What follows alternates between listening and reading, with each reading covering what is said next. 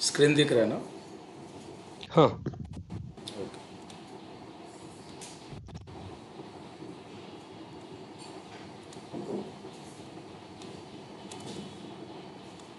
ठीक है, स्टोरेज में हम लोग ने देखा था ब्लॉक एंड ऑब्जेक्ट डिवाइस,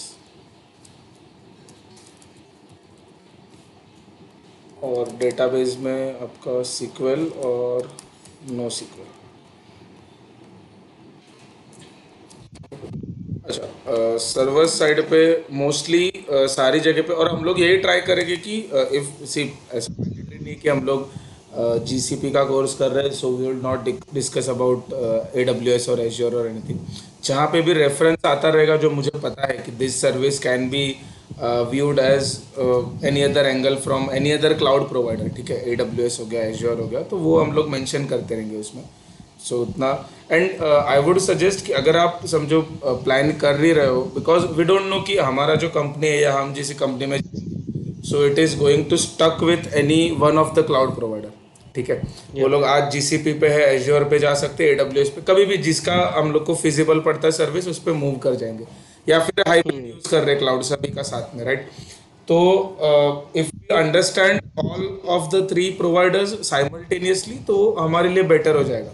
मतलब जैसे अगर हम लोग ने एक बार देखा कि स्टोरेज के ऑप्शंस गूगल में ये है, एंड सेम चीज़ जाके मैंने सिर्फ ए डब्ल्यू एस और एज्योर में एक्सप्लोर कर लिया कि स्टोरेज ऑप्शंस क्या है, जीसीपी से कितना अलग है, तो भी मेरा वो कंपैरेटिव स्टडी हो जाएगा of all the three providers. तो है ना, सही वो है। बाकी एग्जाम देने को भी एकदम इजी हो जाएगा। हम्म। हाँ, श्योर श्योर। ठीक है। ओके, या सो कंप्यूट इंजन है, यहाँ पे हम लोग उसको वर्चुअल मशीन इंस्टेंसेस बोलते हैं, वीएम इंस्टेंसेस जीसीपी में। ठीक है, एडब्ल्यूएस में सिर्फ इंस्टेंसेस बोलते हैं, एंड एज्योर में तो सिर्फ वीएम ही बोलते हैं लोग, वर्चुअल मशीन। नेटवर्किंग कॉन्सेप्ट तीनों का थोड़ा थोड़ा अलग है, वो रीजन वाइज और जोन वाइज जाता है, वो क्या है हम लोग डिस्कस करते हैं। बट हमको क्लाउड के अंदर एक अच्छा हो जाता है कि networking we have to manage less than 50%। ठीक है, मोस्टली नेटवर्किंग के कॉन्सेप्ट में या नेटवर्किंग डिवाइसेस में क्या क्या आता है ऑन प्रीमाइसेस पे? कैन एनीबडी लिस्ट कि हम लोग क्या क्या डिवाइसेस नेटवर्किंग के अंडर आ सकते हैं जो ऑन डेटा सेंटर में या हम लोग यूज कर सकते हैं? जैसे एक मैं एग्जांपल देता हूँ, स्विचर आ जाता है या स्विचेस आ जाते हैं, ठीक है। स्विचेस आता और है, क्या रहता है? राउटर्स राइट, आता है। Router, right. Load balancer. Load balancer आता है। हम्म। और फिर firewall. Firewall will I think come under security. So हाँ, सेकंड, ओके सर। ठीक हम्म। है, सो बेसिक आइडिया जो मतलब समझ लो, केबल्स वगैरह, स्विचेस, राउटर्स, लोड बैलेंसर, और तो बराबर, मतलब इतने मेन डिवाइसेस है, इनसे पूरा नेटवर्किंग हो जाता है। So in hmm. Cloud case we don't have to manage all of this things. ठीक है, स्विचेस हमको मैनेज नहीं करना है, राउटर्स हमको मैनेज नहीं करना है, यहाँ पे एसडीएन है, ठीक है, सॉफ्टवेयर डिफाइंड नेटवर्क है। सो हम्म। यहाँ पे in Google routers are called as implied routers. ठीक है, so implied routers as in they are already, so most of the VPC networking or networking part is a managed service by Google itself. तो हमको उसमें सिर्फ हमारे जो subnets हैं या वीपीसी बड़ा नेटवर्क है, सो उसके अंदर के जो सबनेट्स क्रिएशन है ये हमारे हाथ में है। ठीक है, कि कौन सा सबनेट, कितने सबनेट्स बनाने हैं, कौन से वीपीसी में बनाने हैं, तो VPC as in virtual private cloud. ठीक है, सो एवरी यूजर और every account you create in Google cloud you will get a VPC of your own. ठीक है, virtual private cloud which is isolated from all of the other Google accounts. ठीक है, तो किसी के भी साथ आपका मिसमैच या इंटरट्विन होने नहीं वाला है। सो दैट इज, तो बेसिकली वीपीसी क्या है वो हम लोग देखेंगे, बट नेटवर्किंग के अंदर हमको कितना मैनेज करना पड़ता है वो मैं बताता हूँ। एक तो सबनेट्स है, and second thing is load balancers. Load balancing करना ये हमारे हाथ में, कैसे सेटअप करना वो भी पूरा हमको ही करना पड़ेगा। So that is under infrastructure as a service. So उतना हम लोग को मैनेज करना है, बाकी हमको कुछ मैनेज नहीं करना पड़ता है, राउटर्स नहीं मैनेज करने पड़ते। राउटिंग टेबल्स होते हैं जिसके अंदर हम लोग राउट्स के एंट्रीज करते हैं, राइट, कि कौन से हम्म उससे कौन से डेस्टिनेशन पे डेटा जाएगा, ये भी हमको मैनेज नहीं करना पड़ता है। If we create any external connection, जैसे वीपीएन हो गया या ऐसा कोई बाहर का कनेक्शन क्रिएट कर रहे, then we have to manage this protocols and routing tables के अंदर राउट्स ऐड करने पड़ते हैं, अदरवाइज हमको मैनेज नहीं करना पड़ता है। ठीक है, वो पूरा AWS के साथ अलग है। AWS के अंदर राउटिंग टेबल्स, ठीक है, फिर सबनेट्स हो गया, VPC क्रिएशन हो गया, everything the control is in users hand. ठीक है, इसमें AWS मैनेज नहीं करता है। सो कुछ भी हो गया, एक छोटे से छोटा कनेक्शन भी क्रिएट किया तो you have to add this routes and all that in your routing tables. तो इतना कंट्रोल इसमें हाथ में दिया। इसका दो पॉइंट है, एक है कि GCP के साइड अगर देखते हैं प्रो, तो फेलियर के चांसेस कम है कि पूरा GCP मैनेज कर रहा है, कुछ भी हुआ तो वो बैक एंड और फ्रंट एंड हैंडल कर लेंगे। ह्यूमन एरर का चांसेस कम है, बट एक कौन इसका ये भी है कि अगर समझो कुछ एरर आया तो उसमें ट्रबल शूट करने के लिए हम लोग कुछ कर नहीं सकते, बिकॉज वो मैनेजमेंट ही हमारे हाथ में नहीं है। So if something goes wrong with AWS, तो आप लोग जाके देख सकते हो कि आपने क्या गलत एंट्री किया है राउट का या ऐसा कुछ है, बट मतलब GCP में हम वो कर नहीं सकते, ऐसा है। ठीक है, सो नेटवर्किंग के अंडर इतने चीज़ें हैं। सिक्योरिटी में आपने जैसे बोला फायरवॉल है, तो in GCP they are called as firewall rules. So firewall applied on network level. Okay. So इसके अंदर हम लोग अलाउ या डिनाई के रूल्स ऐड करते हैं कि विच प्रोटोकॉल और विच से अलाउ और not on your servers and on your subnets और नेटवर्क्स। ठीक है, सो इतना बेसिक स्ट्रक्चर है कि सर्वर्स, नेटवर्किंग, सबनेट्स, डेटाबेस और सिक्योरिटी। ठीक है, स्टोरेज एंड सिक्योरिटी। सो इस पांच में से कुछ डाउट है कि लाइक हमको क्या कौन से इसके अंदर कुछ और देखना है?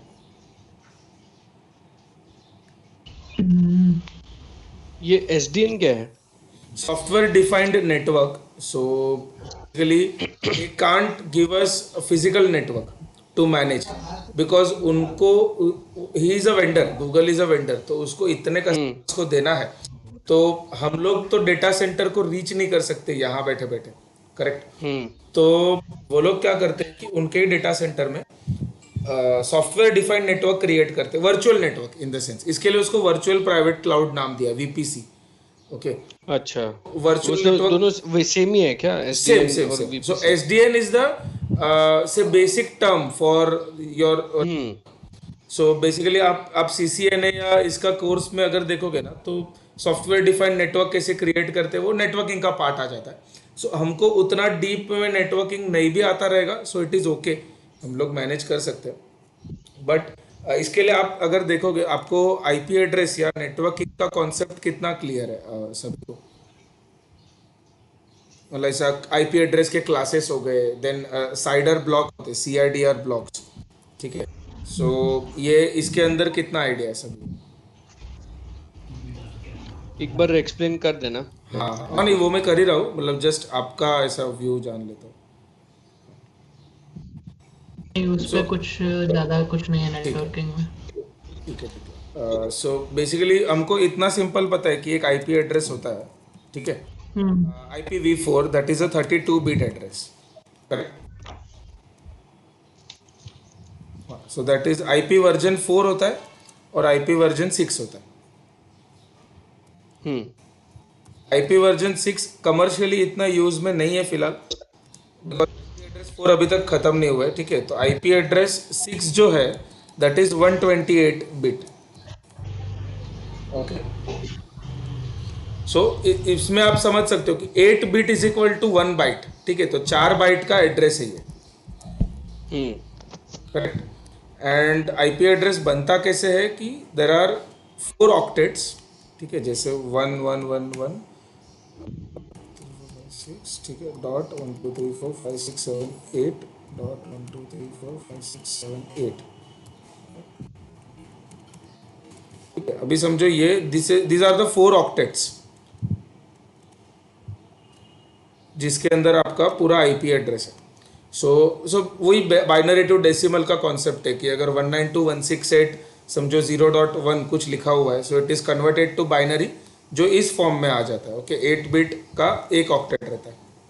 Okay, in every octet there are some host bits and there are network bits, right. हम लोग ने ऐसा देखा रहेगा कभी तो एड्रेस, जैसे 192.168 डॉट से 10.10, ये अगर एड्रेस है, ठीक है, एंड स्लैश समझो यहाँ पे 16 लिखा हुआ है, ऐसा कभी एड्रेस देखा आपने, स्लैश 16 लिखा हुआ, हाँ कोई स्लैश के बाद कोई number, right. So this number is known as net mask number, और साइडर नोटेशन इसको,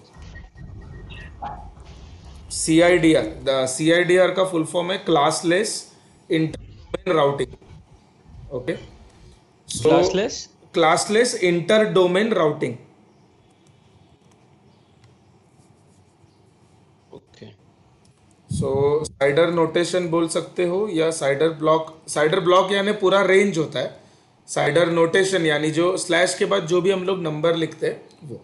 सो ये नंबर बेसिकली किस लिए है कि an IP address is divided into network bits and host bits, ठीक है। नेटवर्क यानी नेटवर्क के बिट्स है, और होस्ट यानी जो जितने कंप्यूटर्स हम लोग अलॉट कर सकते हैं इन अ पर्टिकुलर नेटवर्क, उसका बिट्स है, ठीक है। तो होस्ट बिट्स होते हैं, ठीक है, host and network bits, right. So network bits as in वो चेंज नहीं होते। नेटवर्क आपने देखो, आपने प्राइवेट एड्रेसेस में देखा रहेगा कि 192.168 जो है ये कभी चेंज, इसके आगे के नंबर्स चेंज होते रहते हैं, करेक्ट। तो ये जो 192 और 168 है, दीज आर 2 ऑक्टेट्स, राइट। ये फर्स्ट ऑक्टेट है, ये सेकंड ऑक्टेट है, मतलब ये 8 बिट, सेकंड 8 बिट, टोटल हो गया 16 बिट। /16 यानी जो भी लिखा है, स्लैश के बाद जो भी लिखा होता है, दो okay of network bits, right. इसका मतलब क्या होता है कि ये जो 32 बिट्स है, इसमें से पहले 16 bits are reserve for networking. Okay okay, वो चेंज नहीं होगा। एंड बाकी के जो बिट्स है, those are available for hosting. Hosting यानी आपके कंप्यूटर्स आप ऐड कर सकते हो, ठीक है। ओके, हाँ। सो अभी समझो टोटल हम लोग इसमें होस्ट कितने ऐड कर सकते हैं, लाइक दिस इज 8 बिट, ये 8 बिट है। सो 8 बिट या नंबर जो है स्टार्ट होता है from 0 to 255। Okay so 8 bit 256 पे या 255 पे खत्म हो जाता है, राइट। उसके बाद वो 9 बिट पे चले जाते हैं। सो 0 to 255 कम्स इन 1 ऑक्टेट। इसके लिए आपने कभी देखा रहेगा कि ऐसा IP एड्रेस होता है 255.255.255.255। This is for all of the IP addresses, कि ये लास्ट एड्रेस है, राइट। एंड फर्स्ट एड्रेस क्या होता है, इट इज 0.0.0, करेक्ट, ठीक है। ये आपका फर्स्ट एड्रेस हो गया। दैट मीन्स अपना जो IP एड्रेस बनेगा IPv4, it is somewhere between this range from 0 to 255, correct. तो अभी हमको इस एड्रेस के हिसाब से /16 लिखा हुआ है, यानी /16 first 16 bits are reserve for networking and last 16 bits we are getting for IP addressing. Okay, so 16 bit मतलब टोटल कितना हो गया, ये जो सेकंड लास्ट ऑक्टेट है उसमें हमको 0 to 255 मिलेगा, और लास्ट ऑक्टेट में भी 0 to 255 मिलेगा, करेक्ट।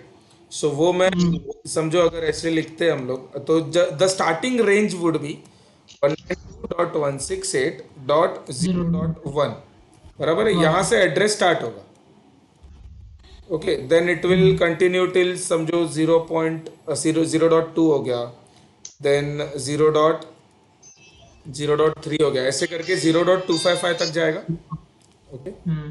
देन हाँ, और वो जाएगा 192.168.255.255 तक। सो टोटल एड्रेस इसमें कितने बन सकते हैं, 255 इंटू 255 विच इज 65,536 समझो। इतना एड्रेस हम लोग इतने होस्ट को क्रिएट कर सकते हैं इन दिस नेटवर्क, ओके। यहाँ तक क्लियर है कि वो /16 या नेटवर्क और होस्ट बिट्स का क्या लेना देना है। हाँ क्लियर है। अभी हम लोग जब इसका NIC मुझे उतना याद नहीं आ रहा, NIC हाँ निक उसका कार्ड जो या हाँ, हाँ, निक कार्ड जब क्रिएट करते रहते वहां पे वो रेंज बताना पड़ता है उसको निक को कार्ड क्रिएट करते वक्त नहीं, सबनेट जब क्रिएट करते हो ना, नेटवर्क, हाँ सबनेट सो हाँ नेटवर्क क्रिएट करते वक्त बताना पड़ता है कि आपको क्या रेंज का नेटवर्क चाहिए। So basically you have to, हाँ हाँ आपको कितने सर्वर्स लगने वाले, तो उतने आईपी एड्रेसेस आपको अपने नेटवर्क में अलॉट करने पड़ेंगे ऐसा। आप ओके जब ओके आप जब निक कार्ड बनाते हो ना, NIC is your network interface card, correct. हम्म तो NIC card is limited to a particular server, ठीक है। आप बहुत सारे निक कार्ड्स एक साथ नहीं बनाते हो, एक सर्वर बनाया, उसको एक नेटवर्क इंटरफेस अटैच करना है तो एक नया नेटवर्क इंटरफेस क्रिएट करते हो। सो it is a single entity, वो कुछ बड़ा नेटवर्क नहीं है, राइट। तो जब निक कार्ड बनाते हैं, तो निक कार्ड को एक सिंगल आईपी अलॉट होता है। सो फॉर एग्जाम्पल, अगर आपने अपने नेटवर्क के लिए ये आईपी रेंज लिया हुआ है, दिस इज अ रेंज /16 बोला, यानी क्या कि पहले 16 बिट ब्लॉक्ड है और लास्ट के 16 बिट्स अवेलेबल है। सो ये रेंज में आईपी एड्रेस कितने होंगे, तो 192.168. 255 जीरो से हाँ 255 यहाँ पे हाँ 255 वहाँ पे 255 वहाँ अराउंड करेक्ट। तो 500 दिस इज द रेंज, ये रेंज हो जाता है हम्म 192.1 से 255 अब जी, मतलब जी, इनके बीच में हम लोग कितने भी सर्वर्स ऐड कर सकते हैं। दर्शन एक से हाँ, सिर्फ एक पॉइंट था, ये 0.0 से स्टार्ट होगा या 0.1 से? नहीं, 0.0 और 0.1 वैसे भी हमको मिलता नहीं है, हमको पहले 4 एड्रेस नहीं मिलते। सो हमारे लिए रेंज स्टार्ट होगा 0.4 से। वो क्यों नहीं मिलते, बिकॉज 0.0 चला जाता है गेटवे के लिए, ठीक है, गेटवे आईपी हो जाता है वो। फिर हम्म। 0.1 चला जाता है राउटर के लिए। 0.2 वो लोग ले लेते हैं for DNS resolver, DNS router जो होता है उसके लिए ले लेते हम्म। हैं। 0.3 वो लोग रिजर्व करके रखते हैं इन फ्यूचर यूज के लिए, कभी उनको लगा किसी और डिवाइस ऐड करना पड़ा सॉफ्टवेयर में ऐसा। एंड तो हमको मिलता है 0.4 से इन एवरी। यूजुअली इसलिए जीरो डॉट को छोड़ ही देते हैं हम लोग वन हाँ, वन वो कभी वन फर्स्ट एड्रेस और लास्ट एड्रेस वैसे भी नहीं, 255 हमारा ब्रॉडकास्टिंग एड्रेस हो जाता है फॉर दैट रीजन। हम्म तो 255 भी हमको नहीं मिलता। हम्म तो यूजुअली हम लोग इसलिए 192.168 डॉट से ही शुरू कर लेते हैं ना हाँ हाँ। ओके, सो सो इट ये इज, पूरा जो हाँ रेंज है, बोलो, हाँ बोलो। ये जो पूरा जो रेंज है, इसमें से हमेशा मतलब 0 to 255 में से ये 4 5 एड्रेस हमेशा चले जाएंगे, राइट? चले जाएंगे, चले जाएंगे। ओके। ओके, सो ये हो गया समझो, यहाँ तक क्लियर है हमको। डाउट है कुछ नेटवर्क होस्ट बिट्स या कुछ आईपी एड्रेस? अभी जो 16 है ना अभी हम हाँ। लोगों को फर्स्ट का डिजिट्स उतना ही रखना है मतलब फर्स्ट का जो ब्लॉक है उतना ही हम्म। तो उसके लिए आता है फिर बाद में नेक्स्ट 8 16 24 आता है क्या 24 और 36 ऐसे आता है हम कुछ भी रख सकते हैं। So it is not necessarily कि /16 ही रखें। So it depends upon how many servers do we want. जैसे मैंने अभी बोला 16 में हमको कितना मिल रहा है, 65,000 आईपी एड्रेस मिल रहा है। शायद ही कोई 65,000 सर्वर्स क्रिएट करेगा अपने हम्म नेटवर्क में, राइट। तो हम्म मोस्टली, लेकिन सब लोग 16 लेके क्यों रखते हैं, बिकॉज आईपी एड्रेस उतने ऑलरेडी अवेलेबल रहे। क्योंकि क्या होता हम्म है, once you create a VPC with a particular range, आप उसको चेंज नहीं कर सकते, ठीक है। So you have to delete that VPC only if you want to change that range, ठीक है। तो लोग पहले से ही ज़्यादा लेकर रखते हैं एंड सबनेट्स को अलग अलग रेंज देते हैं। सो this number /16 can be anywhere between /16 and /28। हम्म आप मल्टीपल्स में जाओ, मतलब 8 16 24 में जाओ, आप 16 17 18 वैसे भी ले सकते हो। सो बेसिकली अभी जैसे मैंने अगर समझ लो /20 ले लिया, ठीक है, तो /20 यानी ये फर्स्ट 16 बिट्स और ये जो थर्ड ऑक्टेट है उसके अंदर के पहले 4 बिट्स, यहाँ तक हो जाता है आपका 20। तो इतने नेटवर्क बिट्स हो जाएंगे और बाकी के जो बचे तो वो होस्ट बिट्स मिलेंगे। तो ये यहाँ पे आपको कम मिलेंगे, मतलब ये अराउंड 4096 या 4091 जितने एड्रेस मिलते हैं हमको इसमें, क्योंकि हमने लास्ट थर्ड ऑक्टेट में से पहले 4 बिट भी ले लिए नेटवर्किंग में। सही है। सो इसका कैलकुलेशन बहुत इजी है। आप कोई भी सबनेट कैलकुलेटर ले लोगे ना,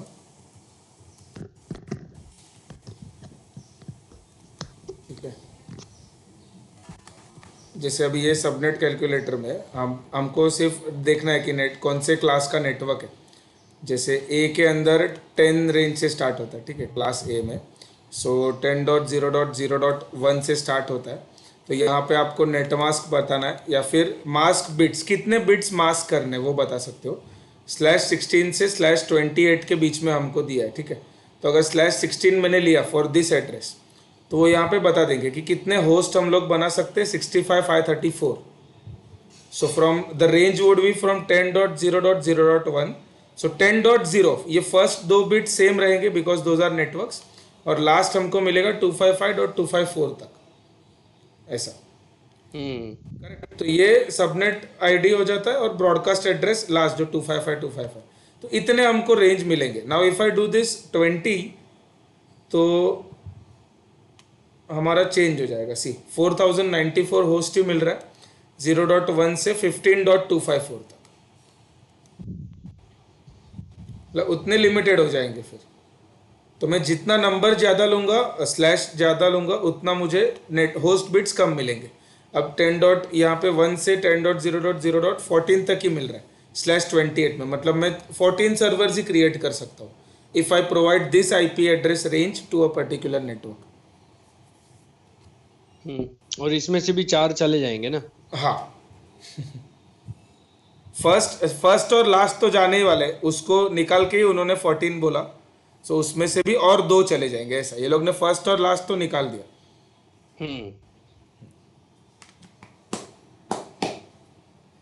करेक्ट। और इसमें जो 10 डॉट होता है ये फ्री होता है ना, या 198? सो बेसिकली कोई भी नेटवर्क में तो यहाँ पे आता है क्लास का इम्पोर्टेंस, ठीक है। IP address classes, classless inter domain routing, यानी ये स्लैश वाला, उसमें कुछ क्लास मायने नहीं रखता है। आप पूरे 32 बिट में से कितने भी नेटवर्किंग के लिए ले सकते हो। सो जो एक फिजिकल नेटवर्क होता है ना, उसमें /8 से स्टार्ट होता है आईपी एड्रेसिंग, ठीक है। हमको क्लाउड में /8 to /16 इसलिए नहीं मिलता है बिकॉज वो गूगल खुद यूज कर रहा है उसके डेटा सेंटर के अंदर के नेटवर्किंग के लिए। सॉफ्टवेयर डिफाइंड नेटवर्क जब करते हैं तो that software is also based upon a physical network, right. तो वो फिजिकल नेटवर्क के अंदर /8 वगैरह के सारे रेंजेस वो लोग यूज कर लेते हैं। तो एक यूजर को वो लोग /16 से देते हैं। तो जो पहले के है /16 के पहले /15, 14, 13, 12, वो सब गूगल वगैरह यूज करते हैं वो लोग उनके इंटरनल नेटवर्किंग के लिए। तो यूजर को इसके लिए /16 से /28 देते हैं, ठीक है। सो तो ये हो गया क्लासलेस। अभी जब क्लासेस के अंदर जाते हो A, B, C, तो जैसे हम लोग ने ये तो देखा होगा कि मतलब जो क्लास होते हैं तो उसमें ए क्लास जो है, so that is around 0 to 127, ठीक है। Class B is 128 to 171 something, okay. Class C is 172 to 191, class D is 192, नहीं,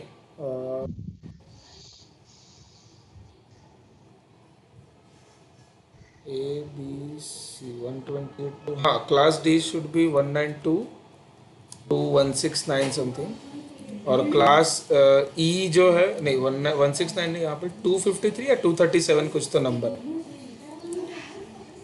सो एंड ई हमको मिलता ही नहीं है, ई और डी भी शायद, ओके। सो बेसिकली ये जो क्लासेस है, तो हमको तीनों क्लास में ए, बी और सी, इसके अंदर 3 रेंज डिफाइन किए हुए हैं for private IP addressing. Private address मतलब समझते हैं ना कि पब्लिक और प्राइवेट का जो कॉन्सेप्ट है, सी कोई भी फिजिकल डिवाइस होता है, जैसे लैपटॉप हो गया, प्रिंटर हो गया, कोई नेटवर्क इंटरफेस कार्ड हो गया, ठीक है। तो इन लोगों के लिए ऑलवेज पब्लिक आईपी नहीं होता है। Device can be allotted only a private IP address. आपने देखा रहेगा, आपका जो लैपटॉप होता है, आप कभी नेटवर्क प्रॉपर्टीज में जाके देखते हो, it is always something around 192.168। कोई दूसरा आईपी आपको मिलेगा नहीं। आप जो पब्लिक IPv4 देखते हो that is your routers IP address, ठीक। तो पब्लिक आईपी हमको हमको अलॉट करना अलाउड नहीं। पब्लिक आईपी हमको कौन देता है? हमारा नेटवर्क सर्विस प्रोवाइडर देता है। तो हमने जिसका भी इंटरनेट लिया रहेगा वो हमारे राउटर को या हमारे नेटवर्क को एक पब्लिक आईपी देता है। तो राउटर वो पब्लिक आईपी यूज करता है आउटर इंटरनेट को कनेक्ट करने के लिए। बट जितने भी हमारे डिवाइसेस है, लैपटॉप्स एंड कंप्यूटर्स, उनको तो प्राइवेट आईपी पे ही कनेक्ट होते हैं, करेक्ट। हाँ, तो हमको तीनों रेंज के अंदर जितने भी क्लासेस है उसमें 3 IP एड्रेसेस रिजर्व्ड है for private addressing. So 10 dot, Darshan, हाँ sorry to interrupt, recording start किया है क्या? हाँ हाँ स्टार्टेड है। ओके, या थैंक्स। ओके, सो 10.0.0.0 समझ लो ये एक रेंज है /8 करके, ठीक है। देन 172.16.0.0/12 और 192.168.0.0/16।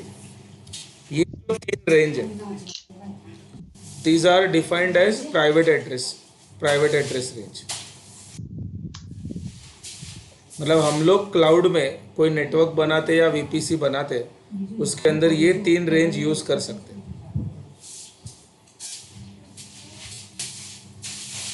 ओके, 168.0.0/16 मतलब जैसे ये /16 बोला तो 192.168 चेंज नहीं होगा, करेक्ट। निकल गया।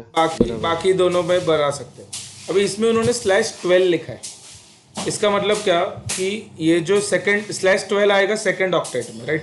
16 वाला जो बिट है, तो मतलब ये जो 4 8 है, इसमें से भी द फर्स्ट 8 और इसमें के 4 इतने बिट्स रिजर्व हो जाएंगे फॉर नेटवर्किंग। बाकी के हमको मिलेंगे होस्ट एड्रेस यानी IP एड्रेस के लिए। सो ये जो रेंज है 72 वाला, वो जाता है 172.31.255.255 तक, ठीक है। ये इसका एंड है क्या? हाँ, ये इसका एंड है।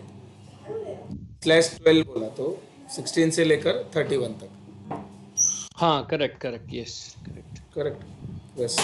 और /8 बोला तो इजी है कि पहला जो 8 बिट है वो आपका रिजर्व हो जाएगा 10 में से, राइट। और बाकी के जो लास्ट ऑक्टेट से 3 ऑक्टेट यानी 24 बिट्स हमको मिलेंगे फॉर IP एड्रेसिंग और 8 बिट आपके रिजर्व हो जाएंगे फॉर नेटवर्क। तो सबसे बड़ा रेंज हो गया /8 10 वाला, देन सेकेंड है /12 और सबसे छोटा /16 है, करेक्ट। तो यूजुअली हम लोग अपना जो प्राइवेट वाला होता है उसके लिए 192.168 यूज़ करते हैं। अगर एक कॉर्पोरेट कंपनीज के लिए यूजुअली 10 डॉट यूज़ करते हैं ना वो लोग, मतलब उसको रजिस्टर करना पड़ता है, ऐसे कुछ तो रहेगा ना। हमको बाय डिफ़ॉल्ट जब जैसे मैं अभी एक सेकंड ये आपको कंसोल ओपन करता हूँ। दर्शन, हाँ, एक सेकंड ना, मेरे साइड से कुछ आवाज़ आ रहा है क्या? नहीं ना, मतलब बैकग्राउंड में? हाँ, आ रहा है, झाड़ू मार रहा है ना। अरे एक सेकंड, नहीं, कोई बात बोलो नहीं, ना। It's fine. बोलो। हाँ, इस पे जाना, वो GCP इंट्रो पे, उसमें देख पहला 4 IP अपना ब्लॉक्ड है, राइट। सो विच हाँ। Means it would be 15, right. 31 नहीं आएगा ना, 15 आएगा। कहाँ पे? यहाँ पे? हाँ, नहीं, एंड वहाँ पे हो रहा है ना वो 4 IP यानी ये 16 का जो रेंज है, मतलब अभी समझो ये अगर मैं रेंज यहाँ पे डालता हूँ B के अंदर अच्छा, 16.0.1 से लिया शुरू ना? हुआ, हाँ, हाँ, गॉट इट। और समझो अभी यहाँ पे 12 कर दिया मैंने। अच्छा, नहीं, समझ गया मैं। समझ 16 गया प्लस ना? 15 हुआ ना, बराबर। मैं भी 15 ही बोल रहा हूँ ना, तो 16 प्लस 15। हाँ, ऐसा।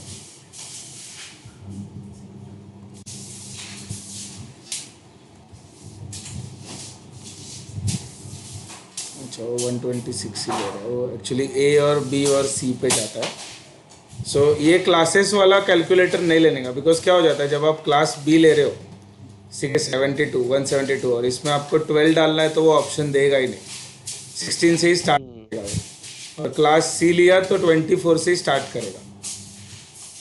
ठीक है, इससे अच्छा डायरेक्टली अगर आप यहाँ पे ही मतलब डायरेक्टली सर्च कर लेते हो 172.16.0.0 स्लैश समझो 24 या स्लैश 12 डाल दिया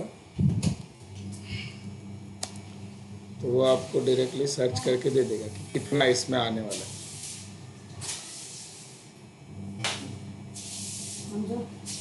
एक्चुअली ये टंकी ओवरफ्लो हो गया तो सब पानी आ गया पूरे घर में। अरे बाप रे, तो सब लोग पॉज करना है क्या थोड़ी देर, नहीं 10-15 नहीं मिनट कोई पॉज इशू कर नहीं, लेते हैं? कोई इशू नहीं, वो साफ कर रहे। अच्छा उसने 172.16.0 कोई एड्रेस ले लिया तो ये ऐसा एड्रेस एग्जिस्ट ही नहीं करता। ठीक है, अच्छा मैं आपको यहाँ पे दिखा रहा था कि जो क्लाउड कंसोल है ना गूगल का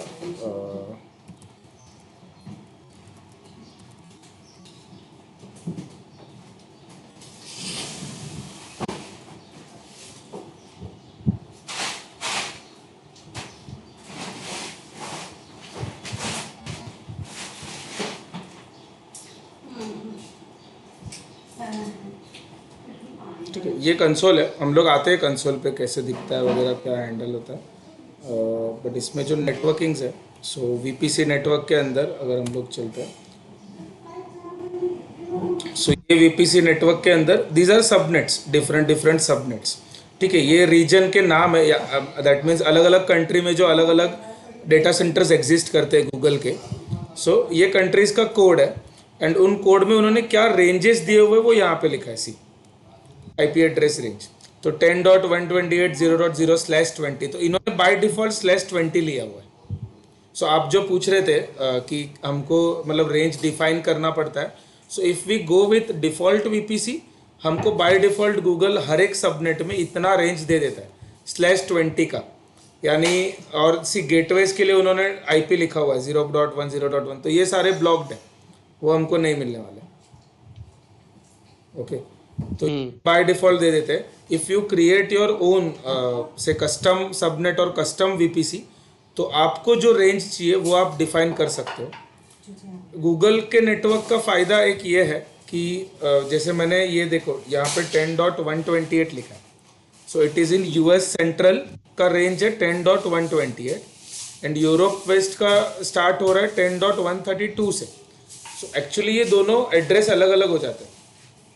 तो अब समझो कोई पर्टिकुलर सर्वर का आईपी एड्रेस 10.128 से स्टार्ट हो रहा है और एक का 10.132 से स्टार्ट हो रहा है, तो दोनों को कम्युनिकेट करने में प्रॉब्लम आ सकता है बिकॉज नेटवर्क अलग अलग हो जाता है ना 128 और 132 यानी, राइट।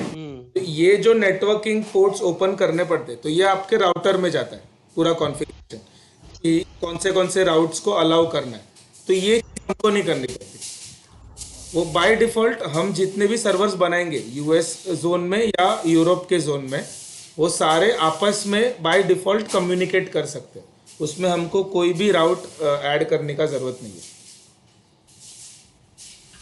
ये जीसीपी में ऐसा है? जीसीपी में या किसी भी एड्रेस में जो लोकल नेटवर्क होता है, जैसे मैंने एक वीपीसी बनाया तो उस वीपीसी के अंदर if I create hundreds of subnets also सब नेटवर्क्स, तो उन हंड्रेड्स ऑफ सब नेटवर्क्स में अगर हंड्रेड्स ऑफ कंप्यूटर्स है they can communicate internally on private IP addresses, वो राउट उनके लिए हमेशा ओपन रहता है। ओके ओके तो ये जो हम लोग क्रिएट किए उसमें है ना, हाँ जो दूसरों का नहीं होगा। दूसरों का नहीं, आप अपने वीपीसी के अंदर जैसे ये एक वीपीसी है डिफॉल्ट करके एक वीपीसी है और ये हाइफन वीपीसी है, तो टेस्ट वीपीसी के समझो आईपी भी अगर सेम है ना डिफॉल्ट जैसे तो भी उन लोग आपस में कम्युनिकेट नहीं कर पाएंगे because these are two separate VPC. क्या वर्चुअल नेटवर्क मतलब वही होता है? हाँ वर्चुअल नेटवर्क यानी वो एक सेपरेट नेटवर्क हो गया। Separate network. अंदर के subnets can communicate with each other but two VPC can not communicate with each other. वो अगर करना है तो वीपीसी टू वीपीसी जैसे हम लोग वीपीएन बनाते वैसा पीयर नेटवर्क बनाना पड़ेगा, पेयर टू पेयर ये करना पड़ेगा। हाँ ओके, सो जैसे अभी आप वीपीसी में बोलो बोलो। हाँ, वीपीसी में जितने भी सबनेट्स है ये सभी एक दूसरे से कम्युनिकेट कर पाएंगे कर इरिस्पेक्टिव ऑफ सकते देयर आईपी रेंज, राइट? कर सकते हाँ। ओके। आप ये बोल रहे हैं कि सिर्फ जीसीपी पे ये वाला ऑप्शन है, मतलब दूसरे? नहीं नहीं, AWS में भी होता है, बट AWS के हम्म, अंदर है ना, मैं आपको वो हम लोग नेटवर्क देखते हैं अभी, पहले रीजन है। सो यहाँ तक क्लियर है, आईपी एड्रेसिंग तक। हाँ हाँ, ये क्लियर है। The main objective behind telling all this is कि आप जब भी हम्म सबनेट बनाओगे तो you should hmm, aware of what range you are allotting to your network. ठीक है, हाँ वही। आप ये तीनों में से रेंज दे सकते हो according to your server requirement कि कितने चाहिए। तो एक प्रोडक्शन एनवायरनमेंट का बेस्ट प्रैक्टिस वही है कि हमको जितना चाहिए, फॉर एग्जांपल 24 48 50 जितना भी सर्वर्स चाहिए, उससे सिर्फ डबल का ही रेंज लेके रख देने का बस। एकदम /16 भी लेना नहीं, बिकॉज क्या होता है, उतने आईपी एड्रेसेस ओपन रखने पड़ते हैं एक नेटवर्क में, राइट। तो जब एक फायरवॉल में कॉन्फ़िगरेशन होता है कि इतने इतने आईपीएस को ब्लॉक करना है, तो वो पहले सारे रेंज स्कैन करेगा। तो जितना बड़ा रेंज हम लोग लेंगे उतना टाइम उसको स्कैन करने को लगेगा, राइट। अगर मैंने हम्म /24 लिया तो /24 यानी लास्ट का समझो 0 to 255 है। एक एक ऑक्टेट के अंदर 0 to 255 होता है, तो /24 लिया यानी पहले जो 24 बिट्स है ये ब्लॉक हो जाएंगे, और लास्ट का 8 बिट हमको मिलेगा for IP addressing which is 0 to 255 only. तो 254 या 251 एड्रेस ही हमको मिलेंगे। अगर 4 ब्लॉक हो गए तो 251 एड्रेस मिलेंगे। हम्म तो दैट इज अ प्रॉपर से मतलब क्या बोलते हैं, standard range for a subnet. ठीक है, /24 उन्होंने /20 बाय डिफॉल्ट दे के रखते हैं।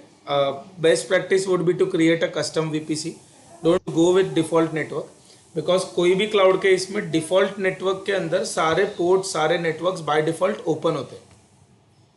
ठीक है, तो हमको कस्टम अगर क्रिएट करते हैं तो एक एक करके सब कुछ ओपन करना पड़ता है और कॉन्फ़िगर करना पड़ता है। So that is the scenario कि कस्टम ही हमेशा क्रिएट करते for production network. So best practice वही है कि कस्टम क्रिएट करो, जितने सबनेट्स चाहिए उतने ही क्रिएट करो। ये हमको डिफ़ॉल्ट में जीसीपी के जितने भी रीजन्स है या जोन्स है उसके अंदर सबके अंदर हमको एक सबनेट बना के दिया है, जिसका हमको ज़रूरत नहीं है। हम लोग जिस जोन में या जहाँ पे सर्वर्स रखने वाले वहीं के सबनेट्स अगर क्रिएट करते हैं तो जितना क्या बोलते हैं लिमिटेड नेटवर्क रहेगा उतना अच्छा है सिक्योरिटी पर्पज से। ओके। Okay, okay. सो अभी हम लोग चलते हैं जीसीपी रीजन्स एंड जोन्स पे। या so before that Loki and Pramod, ये वाला पॉइंट समझा क्या? ये जो आईपी रेंजेस है, नहीं बताया? हाँ भाई समझा। यस, समझ लो।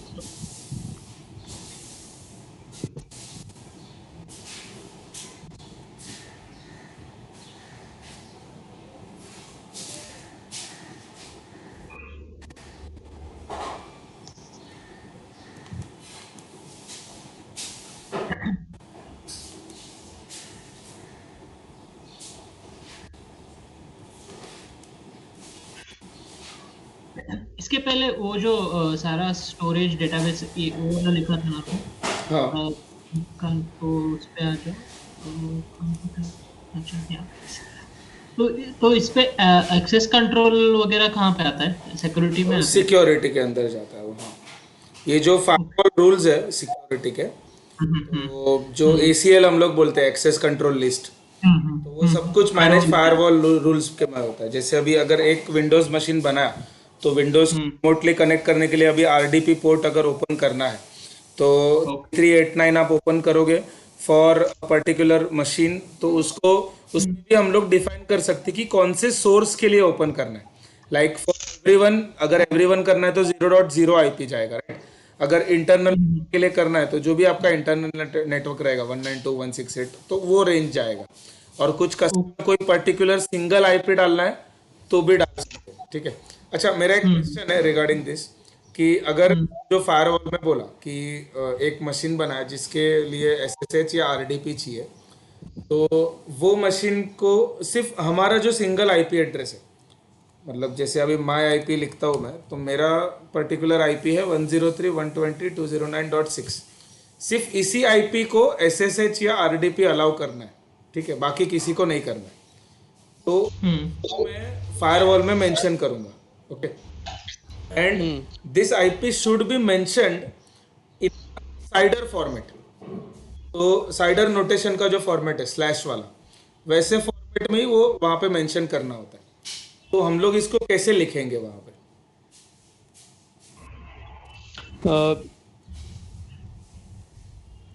इसको हम लोग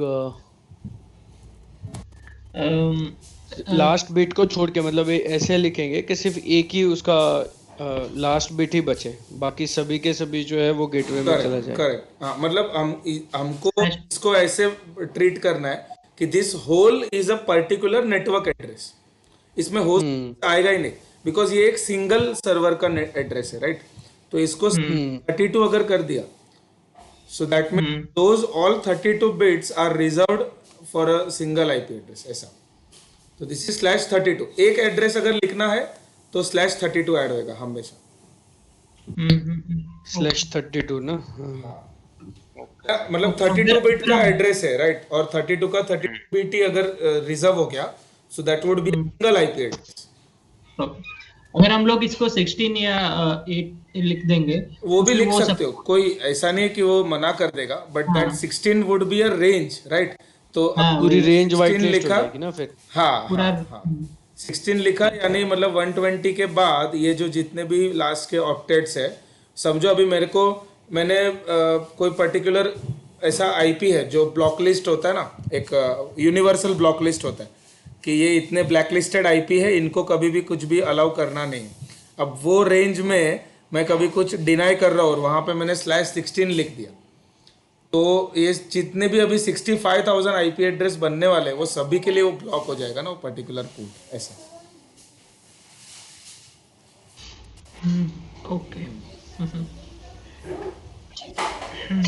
ठीक है। ये जो पब्लिक आईपी एलोकेशन और ये होता है ना, तो हाँ। वो कौन सा पार्ट में आता है? नेटवर्किंग में आता है या नेटवर्किंग के अंदर ही आता है। सो पब्लिक आईपी अगर हमको चाहिए हमारे सर्वर के लिए, सो बाय डिफॉल्ट जीसीपी और any cloud provider will give you dynamic public IP, ठीक है। सो डायनेमिक पब्लिक आईपी का प्रॉब्लम ये है कि when ever you restart your server, आप स्टार्ट करोगे, दैट आईपी चेंजेस। अगर लेकिन परमानेंट हम चाहिए तो स्टैटिक भी ले सकते हैं ना? हाँ स्टैटिक भी परचेज कर सकते हैं ना? हाँ, चाहिए सो स्टैटिक ले सकते हैं। एंड एक ये है कि static IP is free in cloud, ठीक है। आप नॉर्मल नेटवर्क पे जाओगे, मतलब अपने नेटवर्क प्रोवाइडर से लेते हो, तो मिनिमम 2-3 thousand से स्टार्ट होते हैं static eyepiece, right. Okay okay. GCP हमको फ्री में देता है। क्यों फ्री में देता है? इट इज उसका जो कॉस्टिंग है ना, वो उल्टा है। बाकी सर्विसेज का कैसा है कि if you use that service आपको उसका पे करना है।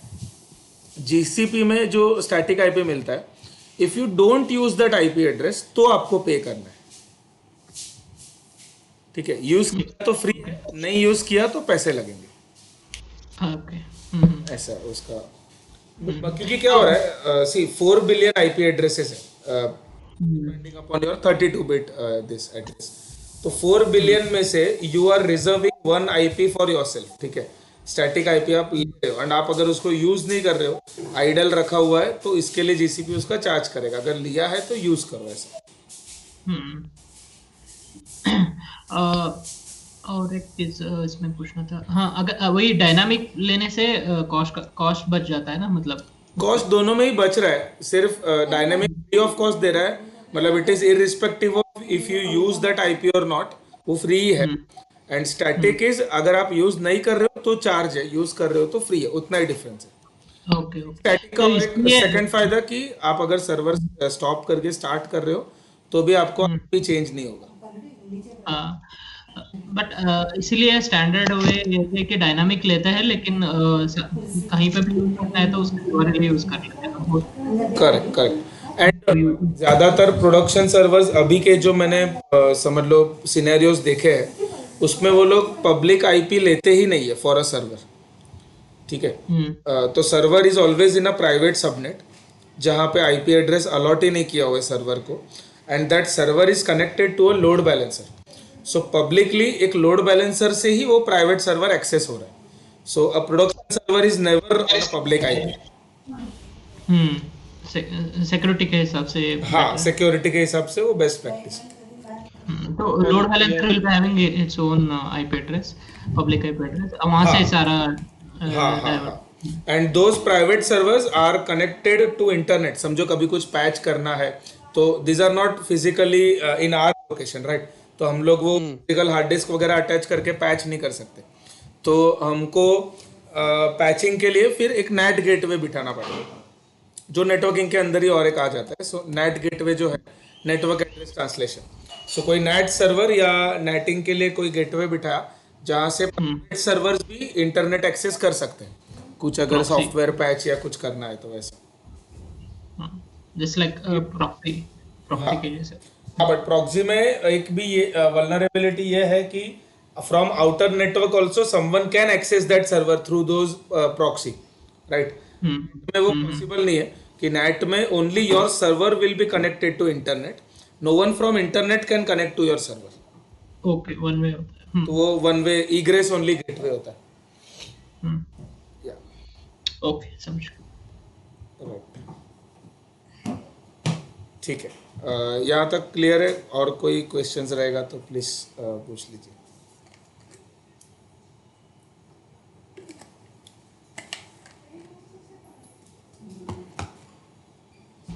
कुछ नहीं है। ठीक है, नहीं अभी के लिए तो ठीक है। Okay okay.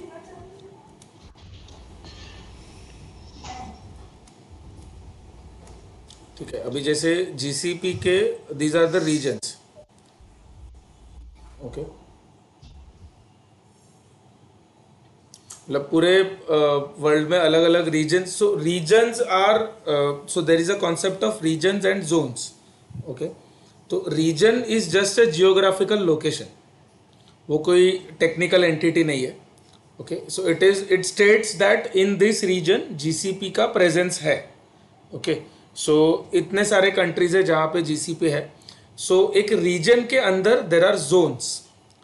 So zones are nothing but your physical data centers, okay? तो आप जैसे देख रहे हो, ये जो मॉन्ट्रियल हो गया, नॉर्थ वर्जीनिया हो गया, साउथ कैरोलिना हो गया, तो ये जहाँ ये these are the regions.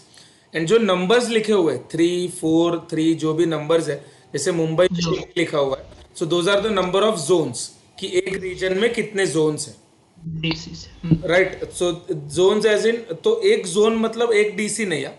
So there can be 2 और more data centres in a particular zone, ठीक? तो जैसे मुंबई के अंदर 3 जोन है। अच्छा, मुंबई सिर्फ रीजन का नाम है, so it does not mean कि जो 3 जोन्स है they are in Mumbai, they can be anywhere in India.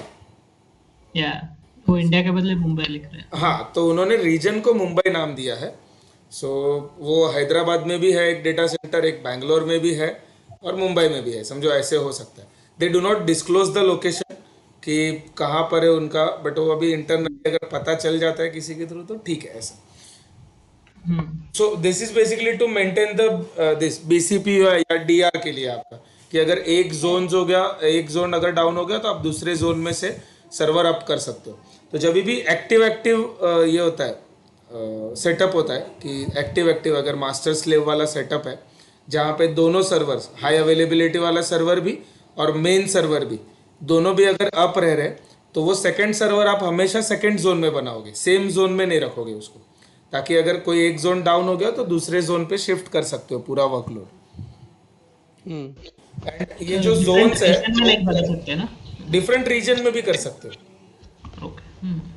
It depends upon your latency. Region का मतलब क्या है, जैसे मेरा अगर मेरा base इंडिया में से है एंड मैं सर्वर बनाता हूँ लॉस एंजलिस में, मेरे यूजर को रिक्वेस्ट करना पड़ेगा on a server which is in Los Angeles, तो उसको लेटेंसी आएगा उतना, तो उसका रिक्वेस्ट रिस्पॉन्स बहुत स्लो होगा। तो अगर मुंबई में ही सर्वर है, तो अगर मुझे समझो रीजन वाइज डिजास्टर रिकवरी भी प्लान करना है, तो I would go with nearest region, जैसे सिंगापुर हो गया या ताइवान हो गया वैसा। मतलब उतना हमको चाइनीज जोन्स नहीं मिलते कोई भी क्लाउड पे यूज करने के लिए, ठीक है? गूगल का है भी नहीं चा, चाइना में। हाँ, अच्छा ऐसा क्यों? वो गूगल बैंड है ना चाइना में। अच्छा हाँ क्या? हाँ, जब गूगल आप गलती से मैंने एक बार एंड्रॉयड फोन के अंदर जो मॉड होता है उसका, तो मैं रूट करके चेंज कर रहा था, तो ग्लोबल मॉड के जगह पे मैंने चाइनीज मॉड डाल दिया उसका जो ओरिजिनल था। तो तब पता चला उसके अंदर आप प्ले स्टोर भी इंस्टॉल नहीं कर सकते हो, भले एंड्रॉयड है फिर भी। सो उसका खुद का पूरा ऐप स्टोर है बाइदू करके, बाइदू का ब्राउज़र होता है, बाइदू का chatting this messenger and all, सब कुछ उसका, कुछ भी आपका गूगल के रिलेटेड एक भी एप्लीकेशन नहीं जाएगा। वहाँ के जो जी सूट या गूगल क्लाउड के कस्टमर्स हैं, सो वो लोग हमेशा किसी आउटर कंट्री का वीपीएन कनेक्ट करके गूगल के सर्विसेज यूज़ करते हैं। ओके। जी सूट भी यूज़ करना है ना, जैसे अपना ऑफिस 365 है, वैसा गूगल का जी सूट है for hmm. Work spaces and all. तो जी सूट के लिए भी उनको वीपीएन, वो लोग का यूज़ कर ही नहीं सकते विदाउट, मतलब नॉर्मल नेटवर्क पे यूज़ नहीं कर सकते।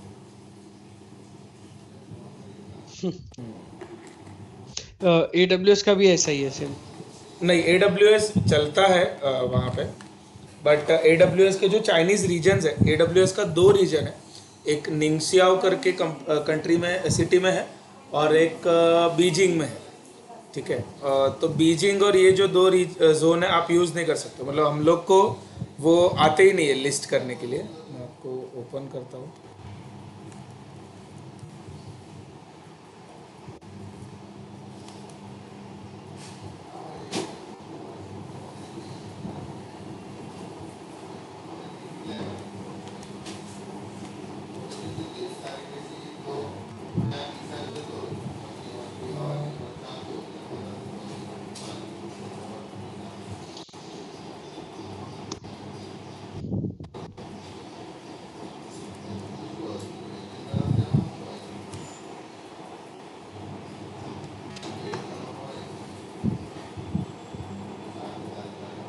ठीक है, अभी जैसे ये मैंने, ये रीजन्स है यहाँ पे।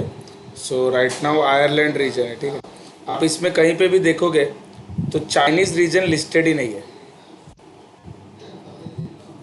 चालू होता है यूएस से, तो यूएस के 4 रीजन, ठीक है। एशिया पैसिफिक के इतने रीजन है, हांगकांग है, लेकिन चाइनीज़ रीजन्स नहीं आएंगे, ठीक हम्म। है। कनाडा, फिर सीधा यूरोप के इतने रीजन्स है, और मिडल ईस्ट में एक है, बहरीन, बस। टोटल 27 है, बट उसमें से हमको 4 यूज़ करने को आते ही नहीं है। तो वो जो 4 है कि AWS, समझो, ग्लोबल इंफ्रा,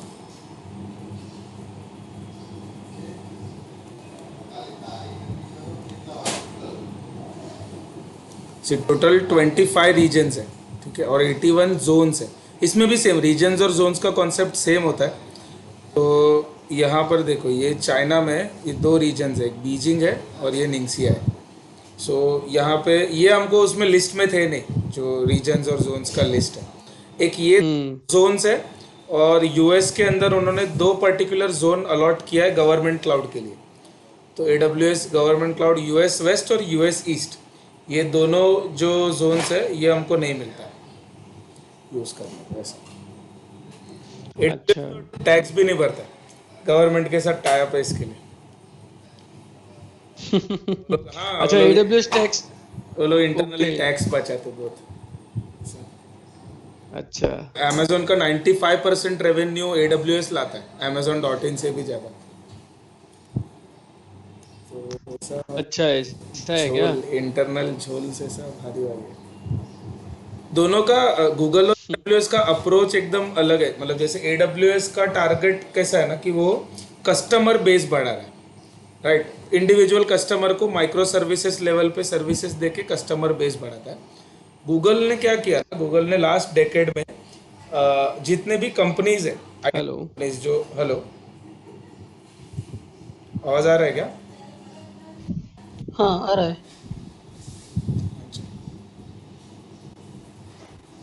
जयेश, आ रहा है आवाज़? शायद वो उनका इंटरनेट गया है। बाकी सबको आ रहा है ना? हाँ मुझे तो आ रहा है, लेकिन आपको आ रहा है क्या?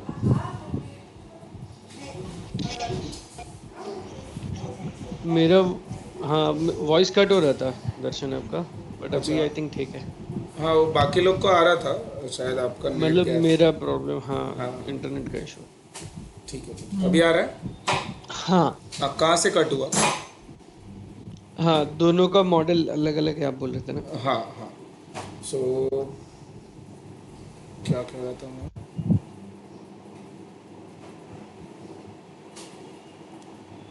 आप बता रहे थे कि एडब्ल्यूएस ने जो अपने आप को एक्सपेंड किया वो कस्टमर्स को माइक्रो हाँ, करेक्ट, सर्विस करेक्ट, देके किया। करेक्ट। सो AWS क्या कर रहा है ना, कस्टमर बेस बढ़ा रहा है, माइक्रो सर्विस लेवल पे सर्विसेज दे के।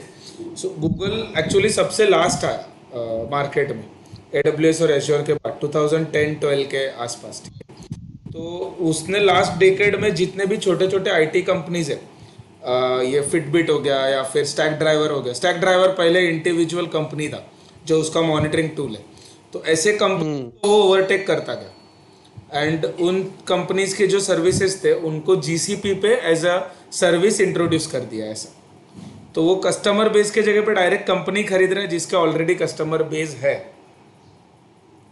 अच्छा। मार्केट अप्रोच ऐसा था। मोस्टली सब लोग वही करते हैं कि अभी जैसे AWS पे भी हम लोग कोई कोई नए सर्विसेज देखते हैं ना, तो वो पहले इंडिविजुअल कंपनीज थे जिसको उन्होंने लेके इस पे डाल दिया ऐसा प्लेटफॉर्म पे। ओके।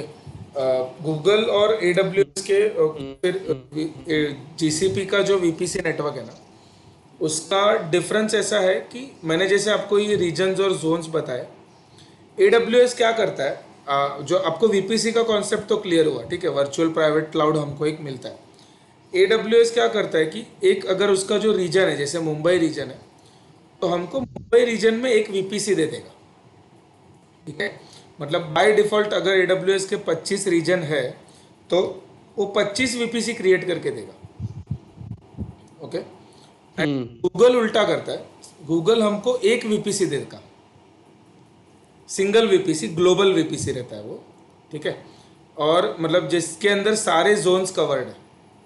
तो वो जैसे AWS क्या कर रहा है, अलग अलग जोन में अलग अलग रीजन में VPC बना रहा है, गूगल एक ही VPC बनाता है।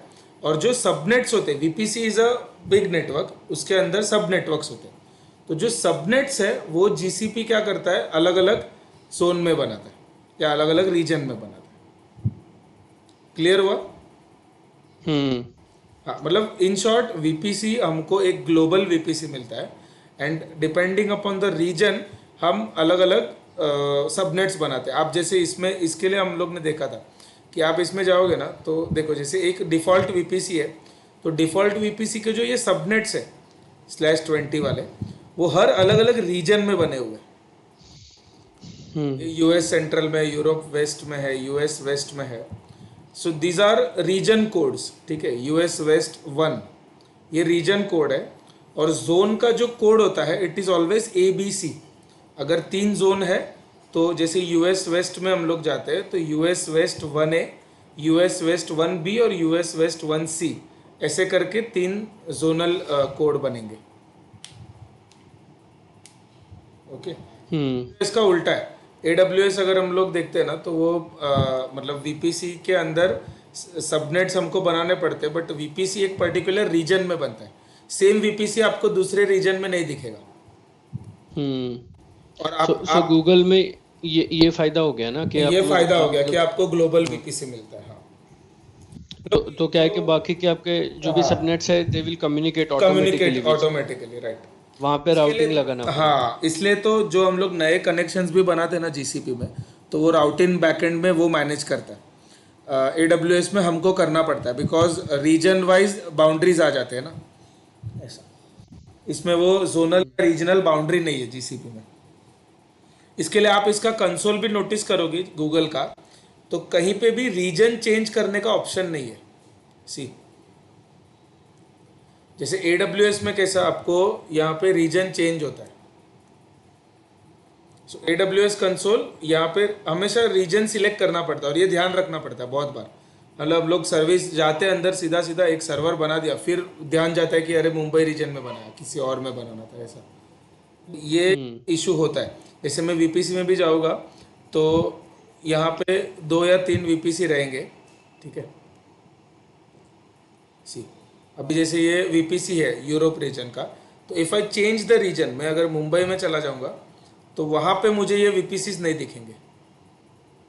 सी, सो ये कैसा basically VPC to region VPC करता है। ऑल्सो अगर मैं डैशबोर्ड पे जाता हूँ, आप इसका देखो, ये सी ऑल रीजन्स अगर करता हूँ वीपीसी का, तो हर एक रीजन के अंदर मुझे एक एक वीपीसी दिया हुआ है। सी, ये जो 5 वगैरह दिख रहे, those are custom VPCs created in those regions, but by default हर एक रीजन में एक एक वीपीसी दिया हुआ है। सो अभी 25 रीजन है तो 25 वीपीसी हो गया। नाउ इफ मेरे सर्वर्स को मुझे कनेक्ट करना है इंटरनली या with different VPCs in different regions, तो मुझे हर एक वीपीसी का पियरिंग करना पड़ेगा network, right. VPC peer network free है इन एडब्ल्यूएस, बट फिर भी वो उतना ओवरहेड है ना कि उतने राउट टेबल में मैं एंट्रीज करूँ, उतना सर्वर्स का कनेक्शन करूँ, ये प्रॉब्लम हो जाता है। सो ये प्रॉब्लम हमको जीसीपी में नहीं है, क्योंकि इसमें एक ही वीपीसी मिलता है ग्लोबल, और रीजन वाइज सबनेट्स क्रिएट होते हैं। तो इसमें 28 रीजन्स है जीसीपी में, इसके लिए 28 सबनेट्स क्रिएट हुआ है। ओके। ग्रेट, मतलब उन्होंने वो जोनल कॉन्सेप्ट निकाल दिया है फॉर अ नेटवर्किंग। आप वीपीसी में देखोगे ना एडब्ल्यूएस के, तो जो सबनेट होता है वो जोन के अंदर क्रिएट होता है। सी, यहाँ पे AP south 1B 1A 1C, ये क्या है, जोन का कोड है। तो सबनेट पर क्रिएट हुए जोन के अंदर। सी, ये /172/20 और 4091 आईपी एड्रेस, तो ये कहाँ पे क्रिएट हो रहा है, जोन के अंदर। तो जीसीपी में देखो कोड वीपीसी रीजन का यूज कर रहा है, जोन का नहीं। नॉर्थ ईस्ट 3 ABC नहीं है, ठीक है। पर आप जब सर्वर क्रिएट करते हो इन अ पर्टिकुलर रीजन, तो आप ABC जोन चूज कर सकते हो, बट नेटवर्किंग उन्होंने पूरे रीजन को देके रखा है। ऐसा इजी कर दिया हमारा काम।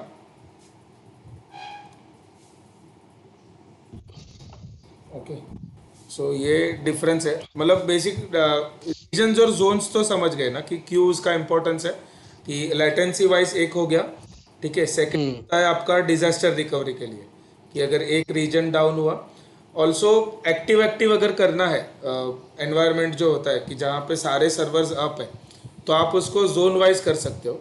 और अगर एक्टिव पैसिव करना है तो जोन वाइज भी कर सकते हो और रीजन वाइज भी कर सकते हो। फॉर सेफ साइड, जैसे मैंने अगर मुंबई रीजन में सर्वर है, तो उसका जो एक बैकअप होता है सिर्फ स्टोर करके सिंगापुर रीजन में रख दिया। इन केस मुंबई रीजन भी फेल हुआ तो हमको वापस मिल सकता है ऐसा डेटा। सही है।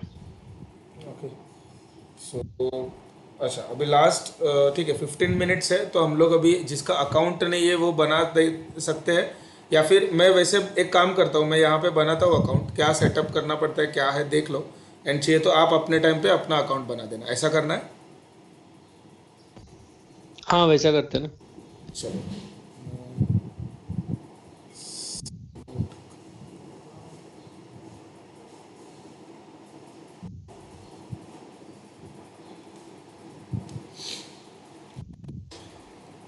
और गूगल का एक फ़ायदा है, जैसे AWS के ऊपर, AWS का खुद का समझ लो आइडेंटिटी प्रोवाइडर नहीं है AWS, राइट। मतलब उसका खुद का ईमेल आईडी वगैरह नहीं रहता है, जैसे हमारा कैसा सर जीमेल आईडी है, ठीक है।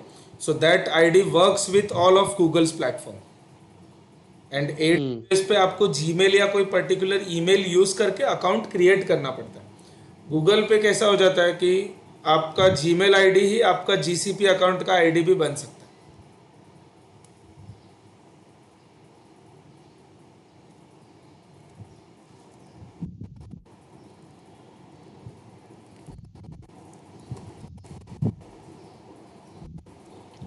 मैं GCP आईडी हॉटमेल आईडी से भी बना सकता हूँ क्या? हाँ, बना सकते हो, बट एक्चुअली नहीं, उसके लिए जीमेल का आईडी लगता ही है। बट जीमेल के आईडी से अकाउंट बनाने के बाद अंदर समझ लो किसी सर्वर पे आपको देखना है, तो फिर वो AD वगैरह जो सेटअप करते हैं हम लोग माइक्रोसॉफ्ट में, ऐसा करके करना पड़ेगा। बट आपको GCP हमेशा गूगल के आईडी से ही बनेगा।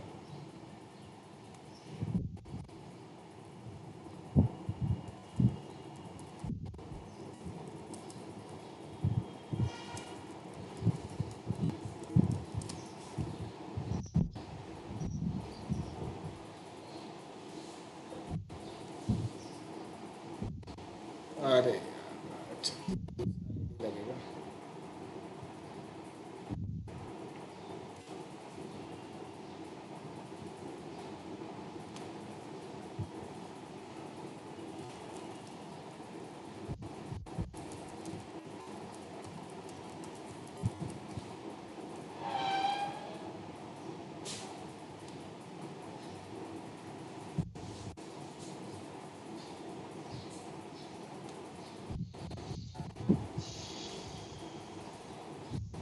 इनकॉग्निटो कर ले। नहीं नहीं, वैसा नहीं है, वो दूसरे आईडी से ही करना पड़ेगा, बिकॉज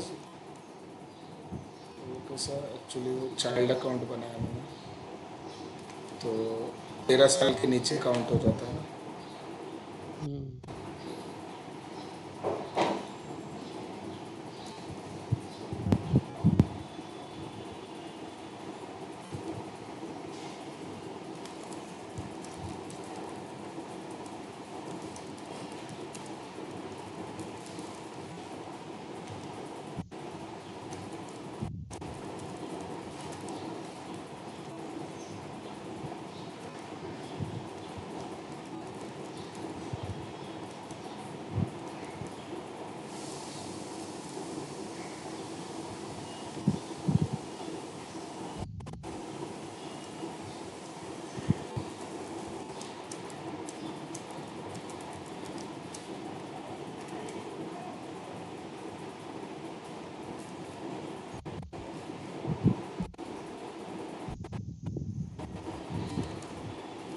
फोन नंबर ऑप्शनल है क्या गूगल अकाउंट बनाने में? ऑप्शनल ऑप्शनल, इसके लिए कितना भी ईमेल आईडी बना सकते हो ना, इश्यू नहीं है।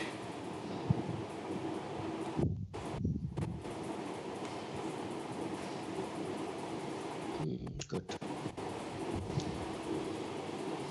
और आप सेम क्रेडिट कार्ड भी मल्टीपल अकाउंट्स में यूज कर सकते हो। अच्छा ऐसा है क्या? सो बट एक उसमें क्रेडिट कार्ड पे एक ही ट्रायल मिलता होगा ना, ऐसा नहीं है क्या?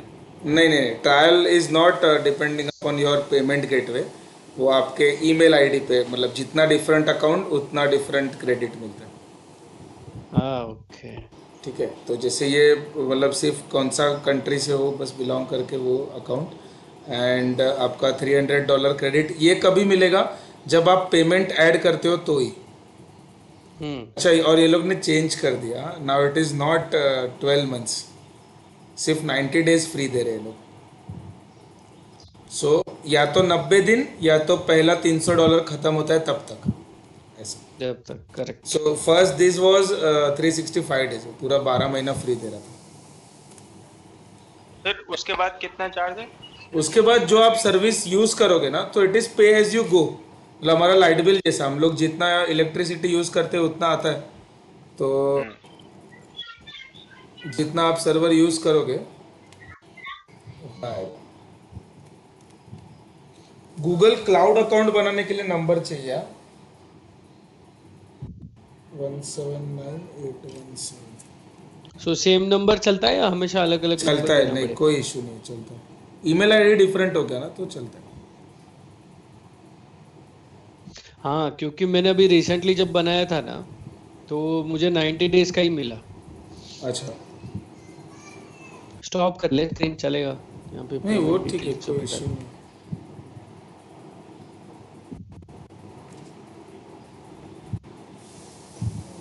यहाँ पे कार्ड पे डाल के फिर स्टार्ट में ट्रायल करना है ना, बस इतना।